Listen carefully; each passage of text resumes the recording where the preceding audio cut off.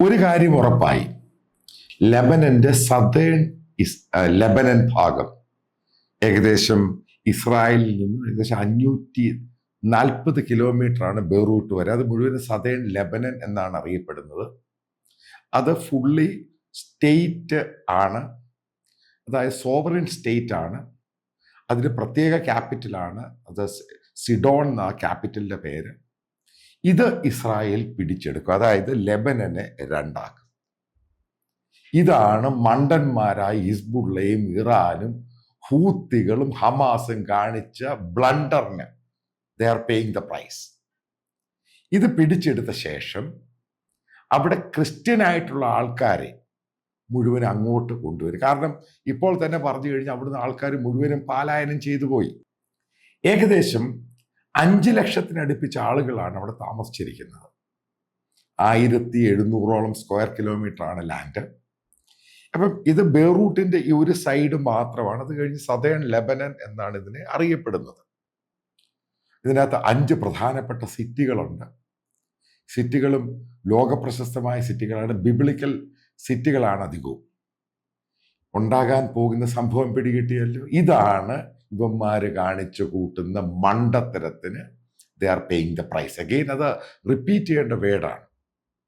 അതായത് air strike കഴിയുമ്പോൾ Israeli force അവൻ്റെ അകത്ത് കയറും. ഈ ഹിസ്ബുള്ള പുല്ലന്മാരെ മുഴുവനും ഓടിക്കും. കാരണം ഇപ്പോൾ തന്നെ ലെബനനിൽ ഒരു ഭരണം എന്ന് പറയുന്ന സംഭവമില്ല. കാരണം റൂളിംഗ് പാർട്ടി എന്ന് പറയുന്നത് ഒരു അവിടെ ഒരു എലക്റ്റഡ് ഗവൺമെന്റ് ഉണ്ട്. പണ്ടുണ്ടാക്കിയൊരു സംഭവത്തിന്റെ പേരിൽ എന്തൊക്കെയോ രീതിയിലുണ്ട്. കാരണം ആ സ്റ്റേറ്റ് മുഴുവനും, ആ രാജ്യം മുഴുവനും നശിപ്പിച്ച് കളഞ്ഞു. ഒരു കാരണം, അതിന്റെ പ്രധാനപ്പെട്ട കാരണം ഈ സ്റ്റേറ്റ്, ഈ രാജ്യത്ത് തന്നെ വളരെ നല്ല പോലെ പോയിരുന്ന രാജ്യത്ത് ആദ്യത്തെ ഇഷ്യൂ എന്ന് പറയുന്ന സിവിൽ വാർ തന്നെ ഉണ്ടാവുന്നത് ഷിയ വേഴ്സസ് സുന്നികളാണ്. അവന്മാർ തന്നെ അടിച്ചത്. പിന്നീട് അതിൻ്റെ ക്രിസ്ത്യൻസും ആയിട്ട് ക്രിസ്ത്യൻ മിലീഷ്യ ഗ്രൂപ്പ്സ് ഉണ്ടായി. ഇവിടൊക്കെ മനസ്സിലാക്കേണ്ട പ്രധാനപ്പെട്ട പോയിന്റ് ഉണ്ട്. ഇവർ ബോംബിങ് ചെയ്ത് അവിടെയുള്ള ആൾക്കാരോട് അവിടുന്ന് പോകാൻ പറഞ്ഞപ്പോൾ ഒരു കാര്യം കൃത്യമായി, ഇനി അവിടുന്ന് പോകുന്ന മുസ്ലിങ്ങളായിട്ടുള്ള ഷിയ ആണെങ്കിലും സുന്നികളാണെങ്കിലും ഹിസ്ബുള്ളയും ഹമാസിനെയും ഇറാനെയും പിന്തുണയ്ക്കുന്നവർ തിരിച്ചിങ്ങോട്ട് വരണ്ട. അതുകൊണ്ടാണ് പല ബിൽഡിങ്ങുകളും പൊളിച്ചൂര കളയുന്നത്. അതായിട്ട് അവിടെയുള്ള ക്രിസ്ത്യൻ ആയിട്ടുള്ളവരെ ഇങ്ങോട്ട് ഇൻവൈറ്റ് ചെയ്യും. മറ്റുള്ള ലോകത്തെ പല ഭാഗത്തുള്ള ലെബനിൽ നിന്നും അറബ് രാജ്യങ്ങളിൽ നിന്ന് പോയിട്ടുള്ള ക്രിസ്ത്യൻസ് ഉണ്ട്, അവരെ അവിടെ കൊണ്ടുവരും. ഇതാണ് ഉദ്ദേശം. പിന്നെ അവിടുന്ന് ഇറാനിലോട്ടുള്ള ദൂരം വളരെ അടുത്താണ്. ഈ ലെബനൻ രാജ്യവുമായിട്ട് കിടക്കുന്ന മറ്റുള്ള ഇസ്ലാമിക രാജ്യങ്ങൾ, അറബ് രാജ്യങ്ങൾ, ഇതിൻ്റെ ഡിസ്റ്റൻസ് വളരെ വളരെ വളരെ അടുത്താണ്. അതായത് ഇസ്രായേൽ പിന്നെ സേഫായി.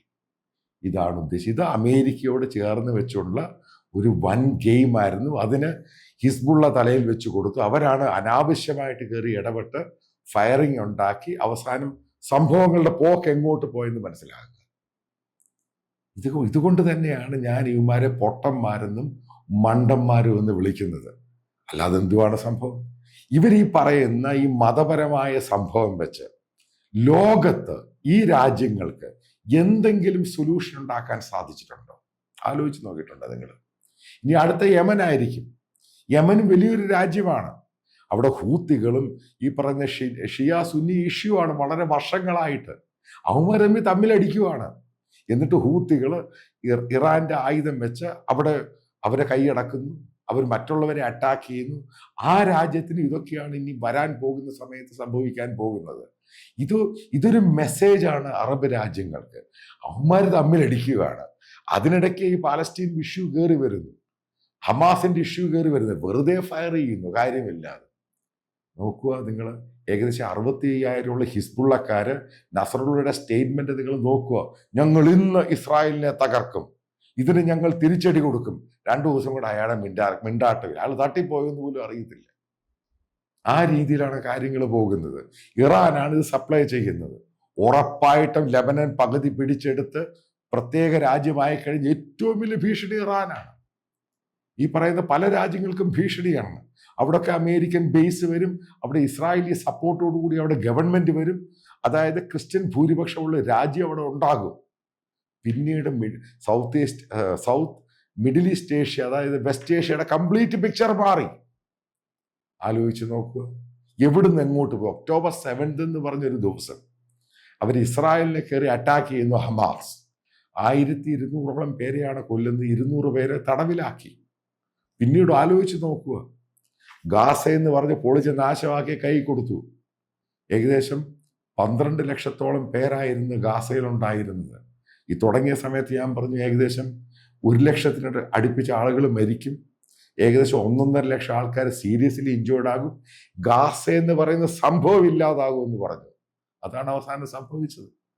എന്ത് നേട്ടമാണ് ഇവർ നേടിയത്? പാലസ്തീന് വല്ലതും പ്രയോജനമുണ്ടായോ? ഇനി ഇവരൊക്കെ പറയുന്നു ലോക ശ്രദ്ധ കിട്ടാനാണ് ചെയ്തത്. എന്നിട്ട് ഈ പ്രധാനപ്പെട്ട രാജ്യങ്ങളായ സൗദി അറേബ്യ, UAE, ജോർദാൻ, മറ്റു പല രാജ്യങ്ങളും സൈലന്റ് ആയിട്ട് നിൽക്കുകയാണ്. ഇറാൻ ഇസ്രായേലിനെ അറ്റാക്ക് ചെയ്തപ്പോൾ ആലോചിച്ച് നോക്കുക. ഈ പറയുന്ന രാജ്യങ്ങളെല്ലാം ഇറാനെതിരെ അറ്റാക്ക് ചെയ്തു. ഇറാന്റെ മിസൈലിനെയും ഡ്രോണിനെതിരെ അറ്റാക്ക് ചെയ്തു. ആ ടെറൈൻ ഉപയോഗിച്ച്. ഇവിടുന്ന് എങ്ങോട്ട് പോയി കാര്യങ്ങള്? അറബ് രാജ്യങ്ങൾക്ക് പോലും ഒരുമിച്ച് നിൽക്കാൻ പറ്റുന്നില്ല ഇന്നത്തെ സാഹചര്യത്തില്. ഇപ്പൊ ഇറാഖ് എന്ന് പറഞ്ഞതും ഇറാനും പറയുന്നു പെട്ടെന്ന് ഇടപെടണം. തുർക്കി പറയുന്നു പെട്ടെന്ന് ഇടപെടണം. എന്ത് ഇടപെടാന്? ഇത്രയും നാളും ഒന്നും ഇടപെടൽ നടത്തിയില്ലേ? എന്തുണ്ടായി?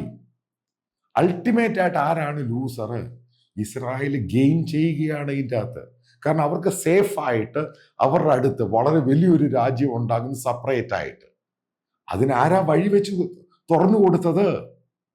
ഈ പറയുന്ന മരമണ്ടന്മാർ. അതായത് ഒരു കാര്യം വളരെ കൃത്യമായിട്ട് പറയാം. താലിബാൻ എന്ത് നേട്ടമാണ് ഉണ്ടാക്കിയത്? ടെററിസം കൊണ്ട് ആ രാജ്യം കുട്ടിച്ചോറാക്കി. യമനിൽ എന്ത് നേട്ടമാണ് ഉണ്ടായത്? ആ രാജ്യത്തെ നശിപ്പിച്ചു. ലെബനൻ എന്ത് നേട്ടമുണ്ടായി? ആ രാജ്യം നശിച്ച് നാറാണക്കല്ലായി. ഇതില്ലേ അൾട്ടിമേറ്റ് ആയിട്ടുണ്ടായ റിസൾട്ട് എന്ന് പറയുന്ന അറബ് ഇസ്ലാമിക് രാജ്യങ്ങളിലെ റിസൾട്ട് ഇതാണ്. ഇവരെന്ത് സമാധാനത്തെ പറ്റിയാണ് പറയുന്നത്? അതുകൊണ്ടാണ് ഞാൻ നേരത്തെ ഒരു കാര്യം പറഞ്ഞു, ഒരു ഈജിപ്ഷ്യൻ പഴയ മന്ത്രി MP പറഞ്ഞത്. അതായത് എന്തുകൊണ്ടാണ് നമ്മുടെ റീജിയനിൽ സമാധാനമില്ലാത്തത്? എല്ലായിടത്തും സമാധാനമുണ്ട്. ആഫ്രിക്കയിൽ പോലും സമാധാനം പലയിടത്തും കൈവരിച്ചു.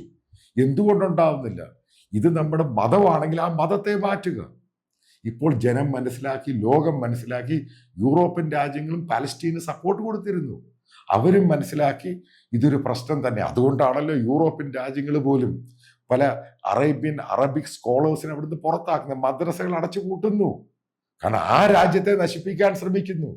ആ രാജ്യത്തിന്റെ കൾച്ചറും അവരുടെ രീതിയെ നശിപ്പിക്കാൻ ശ്രമിക്കുന്നു. ഇതാണ് മനസ്സിലാക്കേണ്ടത്. ലോകം ഡിജിറ്റൽ ഒരു യുഗത്തിലോട്ട് പോവുകയാണ്.